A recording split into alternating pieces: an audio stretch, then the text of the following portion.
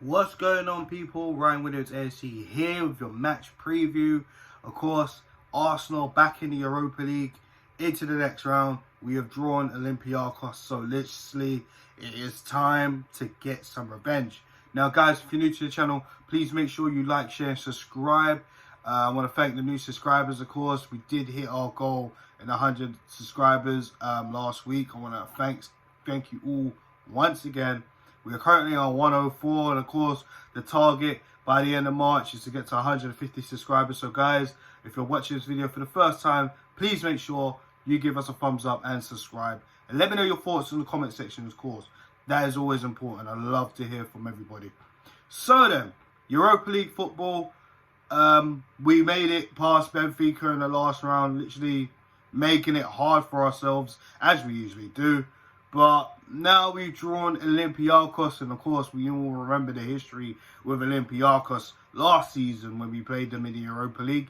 And, you know, we didn't do enough in the first leg away from home. We did win that game, but we didn't do enough. We didn't get enough goals. And, of course, we all remember the drama, what happened at the Emirates when we didn't make it. We got knocked out. Some mistakes. Leno kicking the ball out. Well, throwing the ball out and, you know, them getting a corner and Batman hitting the post, and it was just a lot of drama, a lot of theatrics going on then. But this is so important, of course, because we all know the league position is very hard to retain in terms of trying to get back into Europa League football for next season, and because we're currently 10th in the table. Also to that, you look at the Europa League itself, you know, there's a lot of hard teams in there, and when you look at this fixture, not saying it's easy, but compared to the likes of Manchester United, AC Milan, Tottenham, Rangers, you never know. Like, all these teams are very, very, very good. But Olympiacos now, that's a draw you're looking at. You think, you know what? It's not as tough as Man United, AC Milan, or Spurs would have been right now. But you take it. And like I said, there's history behind it. When you look at it in context, Socrates, you know, who has left Arsenal, is there now. You know what I'm saying? So I'm sure he's probably got this game in his mind thinking, oh, well, I just left this club not too long ago. Now, you know, I'm with this club who knocked him out also in the Europa League. Now, I'm sure he's probably thinking, okay, let me get some revenge, etc., etc. So we need revenge, of course, and, you know, if we got any hope of trying to get to the final and trying to win this competition, then, you know, we need to put this right. We need to put right what happened last season under Mikel Arteta in the Europa League. Well, the way we got knocked out, we need to make this right. Especially after the last performance against Burnley. If you haven't already, guys, check the previous video. I'll let you know my thoughts on that. Of course, the final third of the Burnley game was unacceptable. It wasn't good enough. There was a lot of players that were not good enough that day. After we got the first goal, we just literally just fell off. You know, and we can't afford to do that with Olympiacos. We can't afford to have silly mistakes like we did against Burnley, i.e. the Granit Xhaka situation. We can't afford mistakes like the Dani Ceballos situation in the last fixture in the Europa League against Benfica. We have to get things right here. Mikel Arteta needs to get the players' minds correct for this game. Because again, every game in the Europa League is big. Because, like I said, you know, this will define our season. I mean, we're out of all the cup competitions barring this. The league's pretty much done. On points, you know, theoretically, we can still try and get Europa League football. However, we kind of need to, you know, win pretty much every single rest of the game in the league. And there's still tough fixtures as well. You know, the North London derby is after this game too. So that's another one which we will do a preview. But, I mean, it's going to be tough. It's going to be so tough for Arsenal to try and get to the Europa League final and actually win it this time. So, enough babbling and, you know, being negative. I mean, I'm being honest, but it's a lot of negatives right now, to be honest, as an Arsenal fan, because, you know, the football we've seen spits and spurs of oh God, not them. But you know what I mean? We've seen little bits of what this team can do when they're moving the ball quicker, when they're passing it around, when, you know, quick counter-attacking football. But the mistakes, the transition at times, slow, lethargic, silly mistakes, like I've just said, you know, really hinder us and really shows us why we are where we are in the league table, as well as other things on top. But let's just get into the starting lineup for what I think should go against Olympiacos in the first round. Guys, like I said, I'd love to know your starting 11. Leave it in the bottom of the comment section. I'd love to know your thoughts on my starting 11 and your starting 11 as well. And the scoreline, of course. So, back to Greece, where we previously played against Olympiacos. Benfica, sorry. Let's get into the starting 11. So in goal, Bertolletto's going to be a goal. I don't think it's wise to put Matty Ryan in, obviously, because I feel this is important. Not saying Matty Ryan will mess this up. However, I feel we need to go with our number one goalkeeper. In the right back position, I'm going to pick Cedric, as he did not play against the Burnley game. I feel, you know, Bellerin was left out. Hopefully, that'll be the last we see of Bellerin. But for some bizarre reason, I feel like we probably won't. But Cedric was rested also. So Cedric into that right back position. The centre backs, it's going to have to be Gabriel and probably David Luiz. I'm nearing to say Pablo Mari, but I'm not too sure. I think maybe we're better off resting him against Tottenham. I mean, he has played well since he's come back in the side. To be honest, he was the best player on the pitch, barring Leno, you know, against Burnley. So I feel maybe Mari should be used for the Tottenham game that's coming up. So I feel Luiz and Gabriel, let's stick with that in the Europa League. We're going to need some physicality there. David Luiz, with his experience, also is key. Kieran Tierney and left back, I feel, you know, Tierney's definitely getting back into the shape of things. Although he did have, you know, not a great game against Burnley, you know, he is very detrimental and key on why we are in the next round. Obviously, you know, his goal spurring us on to get the winner against Benfica. So that's that back line done. Now in the midfield, I'm going to make a few changes here, because I feel that, you know, there's players that I feel should come out the firing line, i.e. Granit Xhaka.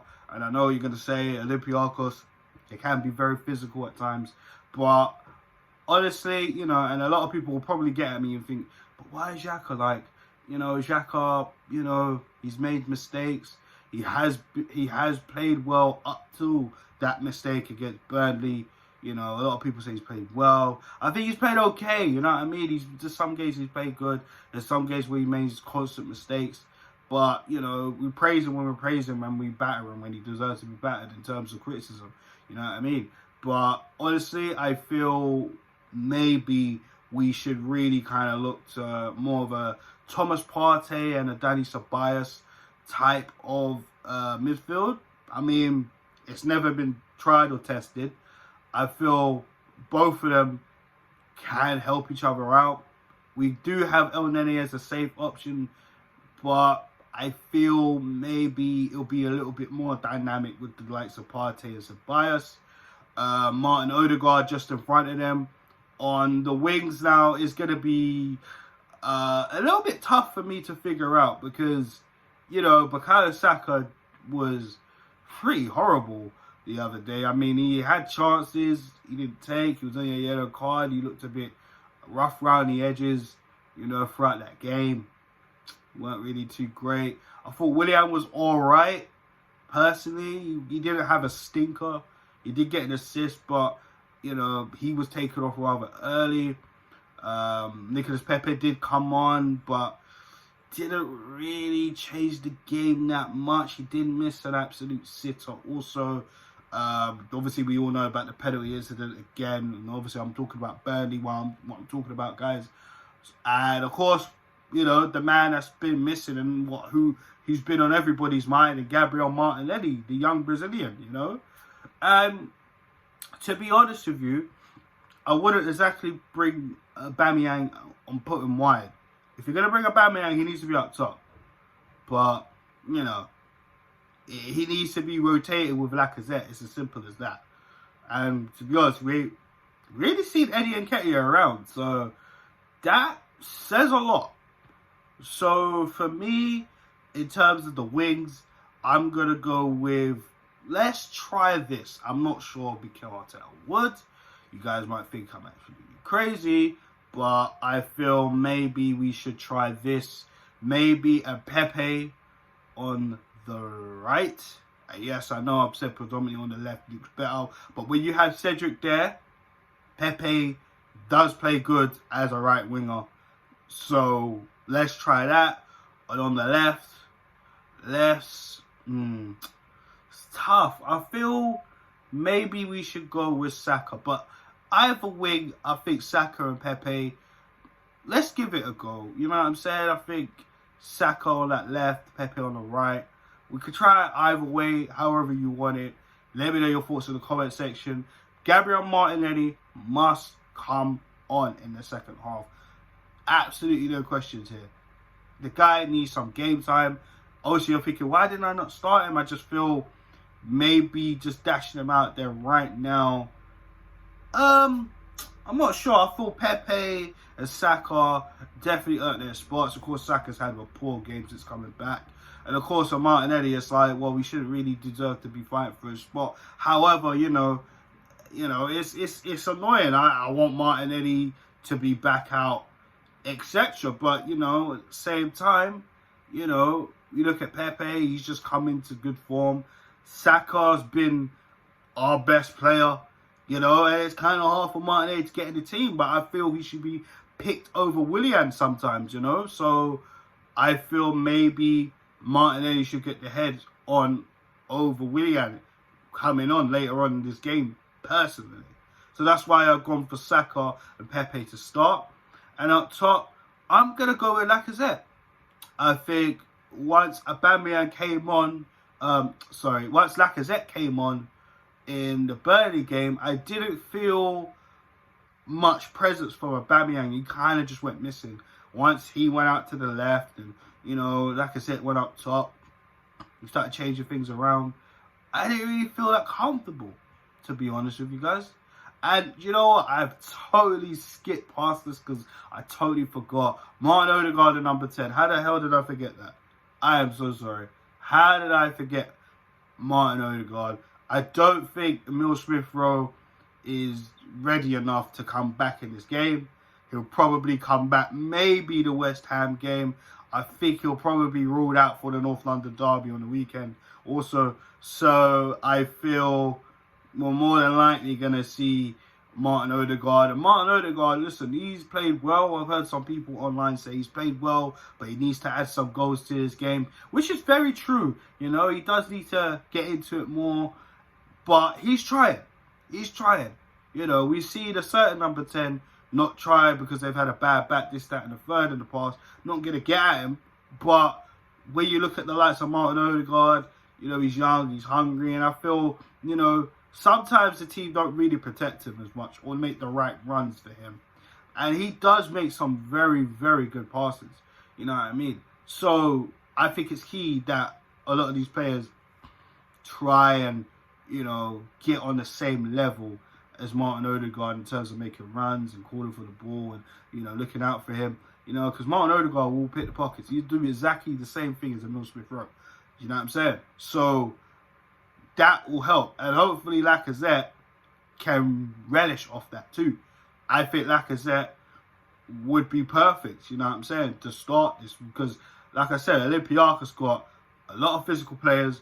Don't get me wrong, I'm not saying that Aubameyang can't come on and try and make an impact. But I feel Lacazette will probably be better suited for this game. Guys, let me know your thoughts in the comment section. Would you agree Lacazette or Aubameyang should start this game? Now, I'll go through the team once again, guys, before I get into my scoreline prediction. Bert Leno in goal. The defense is Cedric, Gabriel, David Luiz, Kieran Tierney. The midfield, the two in the pivot, Partey and Ceballos. Just in front of them, in the middle is Odegaard. On the right, I'm going to go with Saka. And on the left, I'm going to go with Pepe. See how I changed it now? Because I thought about it again. And because obviously they can interchange throughout the game. And I'm going to go with Lacazette starting up top. That is my preferred 11. Guys, comment section below if you're watching this video. Let me know who you would prefer in your starting 11. Now, the scoreline. And it's always going to be hard to predict the scoreline, you know, basing it off how Olympiacos play, based it off how we play. And, you know, to be honest with you, I'm going to go for a 2-1 victory to Arsenal, you know. And I feel, you know, like I said, we played on this ground before, so it should be level playing field. We should know. And listen, revenge should be on the team's mind, because remember last season, Mikel Arteta cannot make the same mistakes. There's one thing I've been on Mikel Arteta's case this season. It's because he keeps making the same mistakes. The substitutions are late. There's just a few gripes I have with the manager. And that's as simple as that. You're allowed to criticize him. There's people that want him out. There's people that still believe in him, etc., etc. I'm past the point of Mikel Arteta out. You know, it's down to what happens in the rest of the season. You know, I'm not exactly entirely happy with Mikel Arteta. That's how I feel. But ultimately, we know it's more than Mikel Arteta. You know, I've been more on the board's case and the ownership than the manager, you know. But the manager does a lot of things on the pitch that concerns me and annoys me. But that's how you feel as a fan, you know. And like, I'll never get at people that want him in, and I'll never get at people that want him out, because I'm more on the outside, to be honest with you guys. And if you could call me ridiculous, then hey, let me know your thoughts in the comment section. Like I said, it's just what I see on the pitch. Sometimes it frustrates the hell out of me. That's why I'm just thinking, boy, I don't think he's the right guy. That's just my personal opinion. You know, the summer, if he's still here, which more than likely I think he will be, what will he be granted? Even depending on what happens in the rest of the season, because there's no guarantee we're going to be in Europa League next season. Because ultimately, we're not getting top 4. You know, we're out of the FA Cup. Europa League is our last hope. Literally. The league table says otherwise. The league table says we're going backwards. Or we're stuck. We can't get past 10th. We can't even go past 8th, where we finished last season. So, yeah, you know, that's just my thoughts on the manager, if you guys wanted to know. But yeah, guys, let me know your scoreline prediction. Obviously, mine's 2-1. Let me know your team selection also. Comments down below. I'd love to read you guys' comments as well. And of course, smash that like button, share the content, guys. Road to 150 subs by the end of March, guys. Let's make it happen. I want to thank you all for supporting me throughout the last 2.5 years on this channel. Well, I'd say 3 in general because of my previous channel, but, you know, this channel's been up and running for 2.5 years. Thank you for supporting me. You know, I respect you guys. But, yeah, I'm going to wrap it up, and have a lovely day, guys. Peace.